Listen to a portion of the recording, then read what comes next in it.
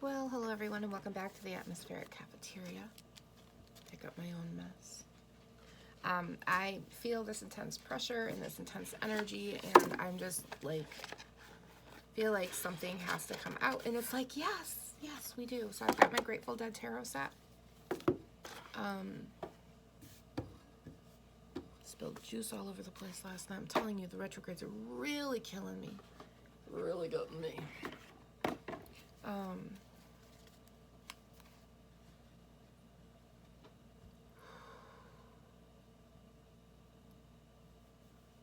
That moment when your mirror has to stay covered up because it's so strong.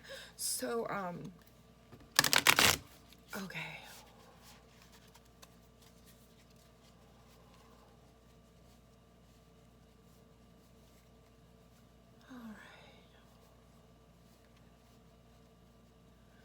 So I'm using I've been called to the Grateful Dead Tarot. Maybe somebody likes the Grateful Dead. Maybe skulls or skeletons. I'm seeing roses and too many.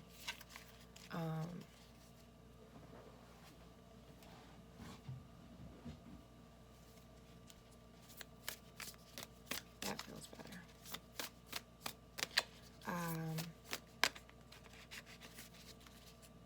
Hold your cards how you feel you want to. So it always is.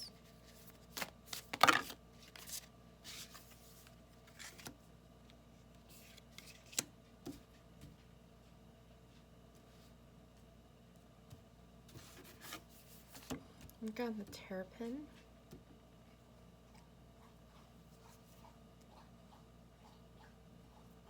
And death.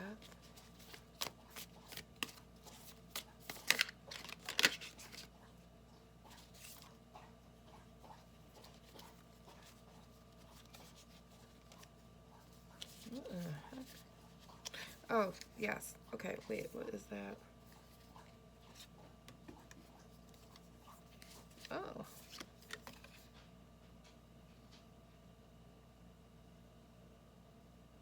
Okay.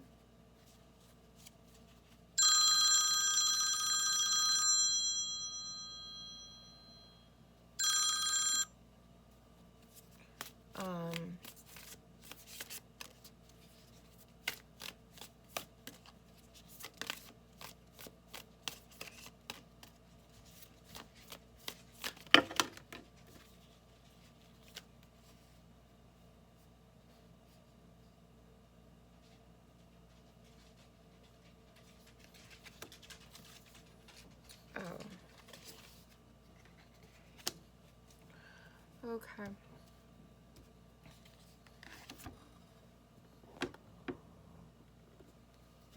One second.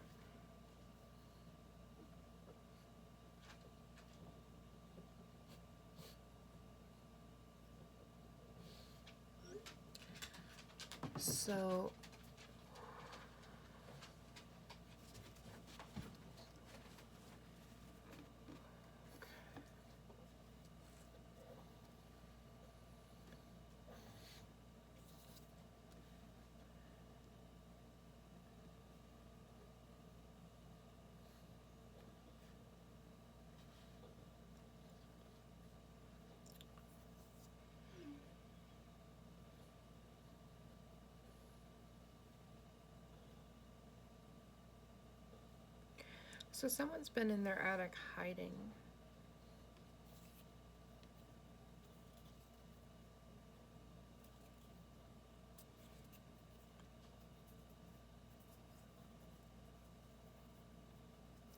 I'm drawn to the death card and how it's, yes, it's upside down, but his foot is on the roses. And it looks like he's kind of right side up with one leg behind him, like, yeah, I'm all right. I'm okay. I'm just kicking it up as I'm walking down this road. And it kind of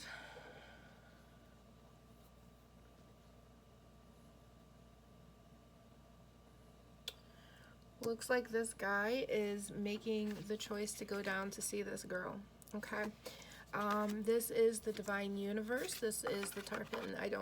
I've not read it, but intuitively for me, this is God the Universe. this turtle is God the universe, and this lightning bolt is God's will and God's spear, God's divine, God's, what's the word God's trying to give me? It is God's finger. It's we do not have an earthly word for it, and trying to receive the word kind of gives me a wee bit of a headache. The closest I can come to is God's pointy finger, which basically means that very, very tip of the finger, of the edge of the finger, that can slightly nudge something into movement. This is what God does, and that is what this bolt of God does, and that is what God has done. And he has made this man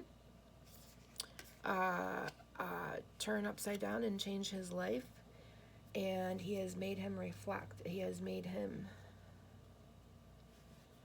reflect, because she has reflected. You know, he's kicking off and he is going down this way. She's already looking at everything behind her. She is looking off in the distance. She is looking off to the right. She is looking off at the rose in front of her. She sees the rose being offered, and she's going to pluck it. She's going to take that, because for her it doesn't matter what rose it is. A rose is a rose, and it's beautiful no matter what it is, you know. And she is younger. He does appear to be a little bit older.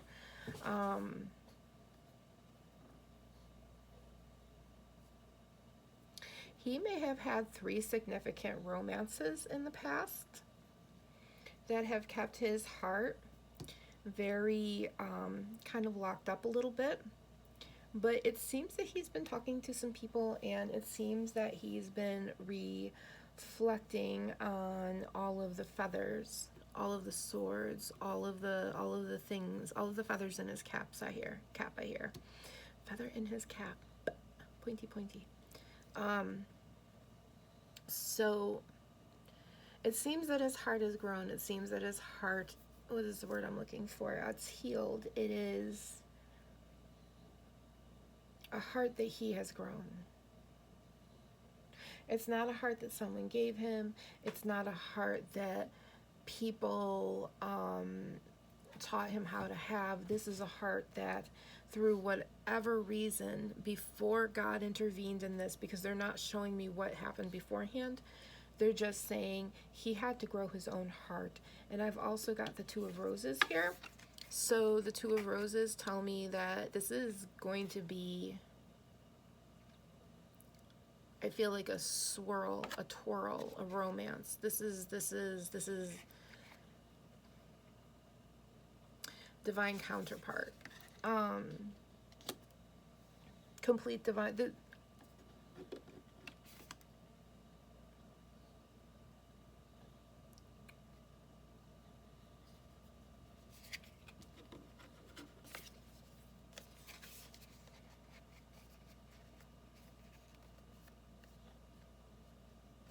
Okay. You see this? The tip of the spear of God is the catechus. It is the rod. And that is what came down and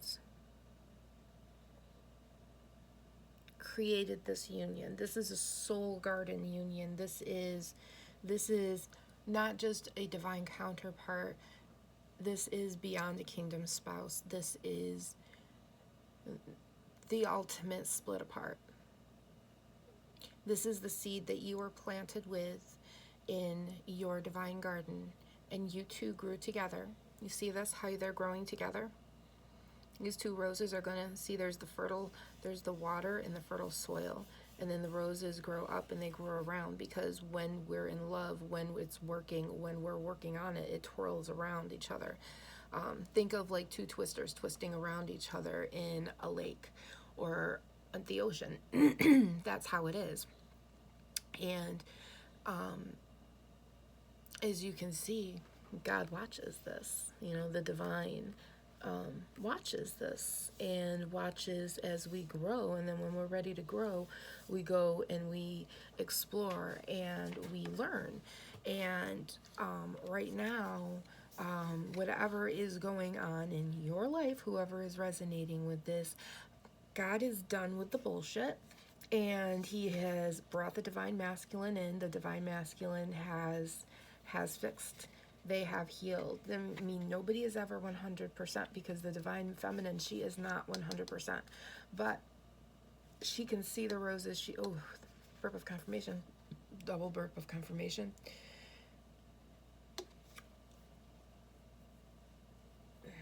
I was just said twin-souled. Twin-souled. So she's just still there looking at the roses. So this is all good. It doesn't mean that she doesn't have to still heal. We all still have to heal, but it means that at some point, sometimes we are healed enough to be able to look at the things that we couldn't and move ahead in the way that we couldn't before. And sometimes we need the tip of the divine staff, the divine lightning bolt to literally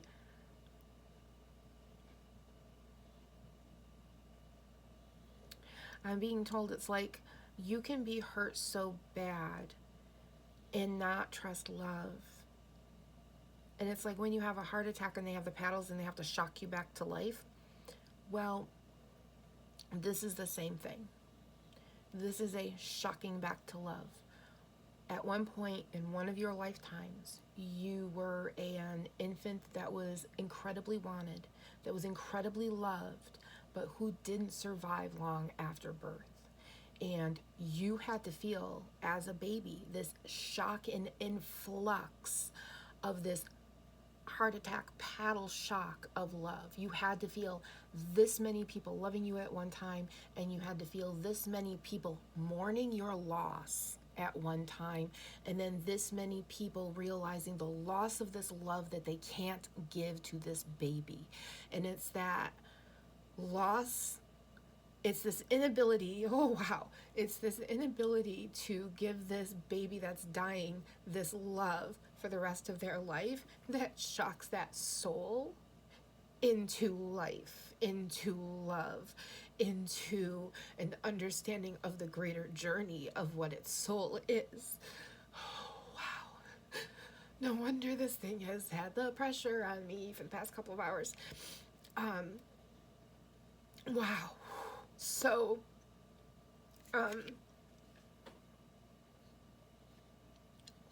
sometimes when, as an adult, somebody who is ascending, somebody who is ascended, somebody who is divine, somebody who is at a point where they're learning different lessons, they've done all the teenage, they're into like the adult portion of lesson learning on the other side. Sometimes things can happen on this side that make them lose the feeling and remembrance of love.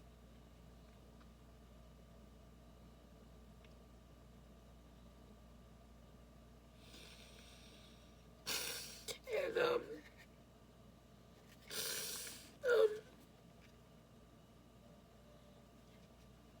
oh my God, my heart. And it's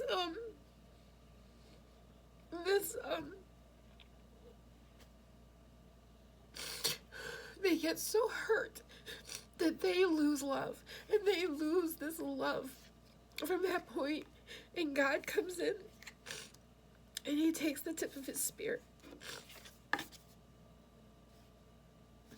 and with the flowers from the garden, your Garden of Eden, your soul garden, he does the smallest poke that nudges you forward, and it's like a jolt, like for him, like, if you know how to do mouth to mouth on babies or dogs, you can't do a full breath like you would on a child, because on an adult, because if you do that on a baby or a child, you'll really, really hurt them. And if God were to give you the full jolt of his bolt, if God were to give you the full jolt of his bolt, my God, you're nothing but funny, are you, God? Yes, laugh, laugh, laugh, laugh, laugh. Yeah, you gotta make me laugh when you make me cry. Okay. And it's just so beautiful, my God. And if he were to give you the full jolt of his bolt, you'd like go across the universe and just like burn up into the atmosphere. Like it would just be the strangest thing ever. So he can only tiny tip, and that's what sometimes he has to do, because our souls forget the love that other people couldn't give us. And I mean, you have to understand, you know, there's that moment when this is a wanted pregnancy and it's lost, and there's all of that feeling of love we can't give this baby that's not born. Then there's that feeling of what, you know, that love jolt of we can't give this, you know, newborn, and then, you know, up the ages until we have learned and had enough of this love that we can't give to other people to shock us into being able to go to our first lesson. It's like all of this like is kindergarten, first grade, second grade, third grade, fourth grade, fifth grade, sixth grade, and then now all of a sudden we're in seventh grade. And that lesson has to be a little different. So maybe we're this time a little kid that runs around and breaks their bones, or, you know, that we have cancer, we survive, we whatever. Like the life is longer. We don't die early.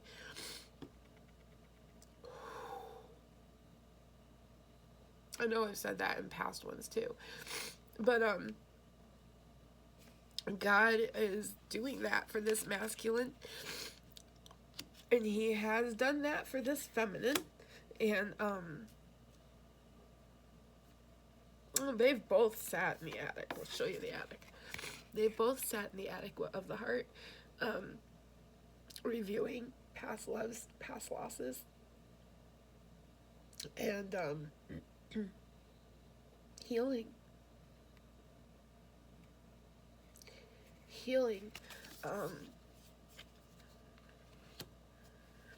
She's bringing strength of love, and the strength of the Queen of Wands, the strength of nurturing, the strength of bounty, I'm being told, the strength of gardening, the strength of hands in the soil that know the exact way to plant the seeds.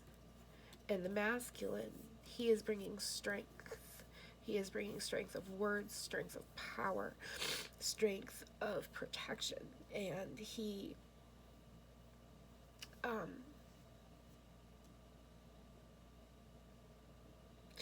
and they are both going to join in this attic. And this attic is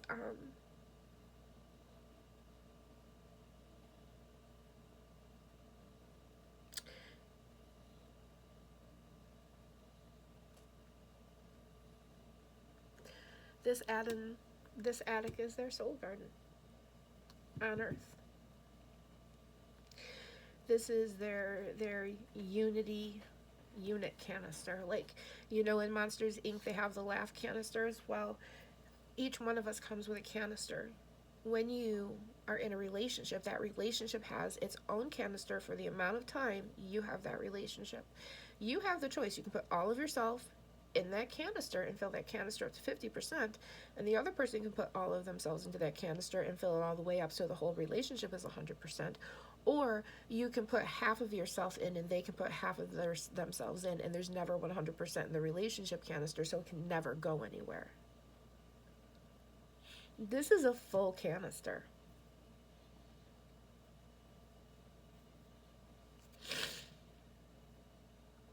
Look at this. This is a full canister. So whoever this is for,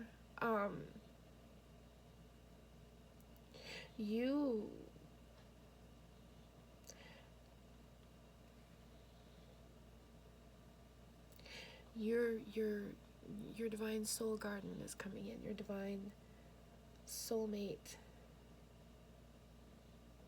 as they say, kingdom spouse. And you're both coming in, one from the right, one from the left. And God is tipping, and God is saying, this is what is coming in. Is there anything else? Wow.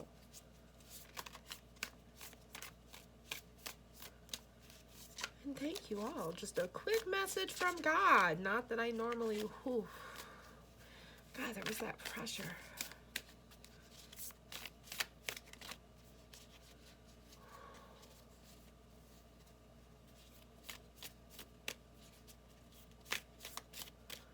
Is there anything else?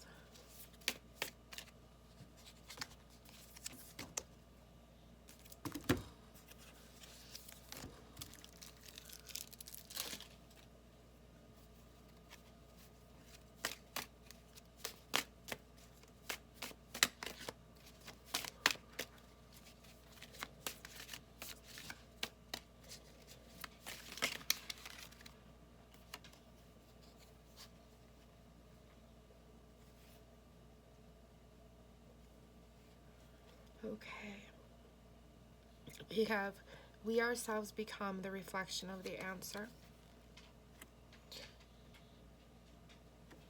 Okay. And it will happen when it happens, and not a moment before.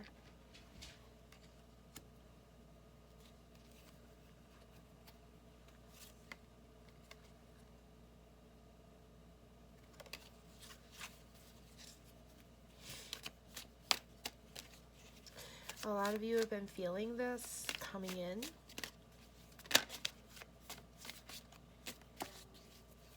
And I'm being told over the transits this is going to fuller come in.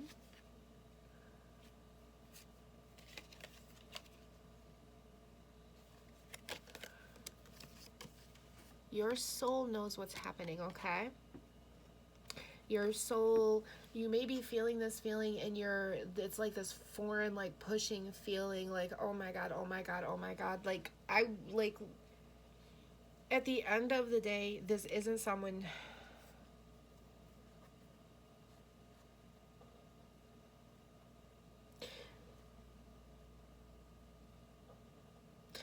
At the end of the day, whether you are talking to this person or not, whether you have met this person or not, I'm saying that wrong. Whether you are in a relationship with them now, whatever that is, whether you are just talking to them now, whatever that is, or even if you haven't met now, whatever that is, you are both coming to the attic. So if you are already in a relationship, your relationship is coming towards the attic if you are resonating with this. If you are just talking on the phone when you meet and you finally meet, you're going to enter the attic. If you haven't met yet, the moment you meet, you're going to realize you're in the attic. And that's why it says it will happen when it happens and not a moment before. Because there are a lot of people that will say, well, you know what, that hasn't happened to me yet. Well, don't push that energy away. The more we go, well, that hasn't happened to me yet, the more it's not going to happen to you. The more you say, well, you know what, it's going to happen when it happens and not a moment before, and I'm going to sit here and feel the way I'm going to feel, but I have to be calm, because if I'm not calm, I'm going to like drive myself crazy, then that's what you do. So, because your soul knows what's happening. And this is happening now because you're the universe's favorite grandchild. That is from Golden. Okay. I was gonna say, God, do you have any other messages for us? And then this card flipped over. We do. God has this message for you. This daily affirmation, they say. You are doing exactly what you are supposed to be doing in the space and time you are supposed to be doing it to. Or doing it in. It should say in. So...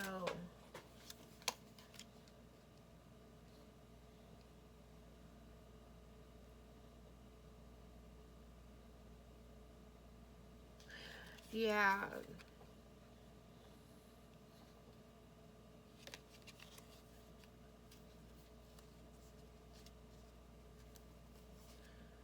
Yeah, because both of you, and especially whoever this person here is, because either one can be divine masculine or divine feminine. This one feels like masculine, this one feels feminine. I'm going to say whoever the masculine is in this, you're not, to both of them, but it feels more directed towards the death card, is you're not supposed to fit in. You're the standard. You're not supposed to fit in, you're the standard. And then this one is basically one of the things that he had to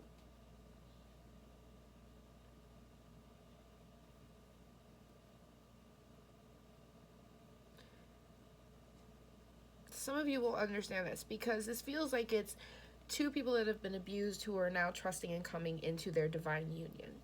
And in this, it says, I don't want to be abusively tested. Well, you figure out that I'm not going to abuse you. And something just said, it's like, this was important to the divine masculine, that he wasn't tested abusively to see what his character is, what he was he going to stand for, what was he going to do, what was this, what was that, and instead they just sat there and said, I am a mountain, I don't move, go around me, because they weren't going to be tested. They didn't want to be abusively tested by someone while that person figured out that they weren't going to abuse them. So, you both showed that. Whoever needed to see it more understood what was going on. So, this is an odd reading that I felt the need to get out, and I will be your hero, baby. The hero. The card, the hero's on the... Oh, and the Queen of Bears. Oh, and that's the Lovers under there. The Lovers. Look at that, the Queen of Bears. And then the Lovers. So, ow. So, yeah, the word hero reminded me of that song, I Will Be Your Hero, Baby, because that's exactly what this person is going to be for you. You're going to be that for this person, but you're going to have different strengths that are going to carry the other person. And those strengths are going to come together. It's going to feel kind of funny. It's going to feel weird. But if you keep at it, you're going to have the relationship that you want and you choose to build. So, yeah, I guess we're going to leave it there for now. And thank you, universe. Thank you, God, for giving me the nudge to do this. And, okay, everybody, I love you dearly, and be good, behave, be happy, and be yourself. And Rachel, I'm sorry that I didn't call you right back. I'll call you back in a second. I love you. Bye, guys.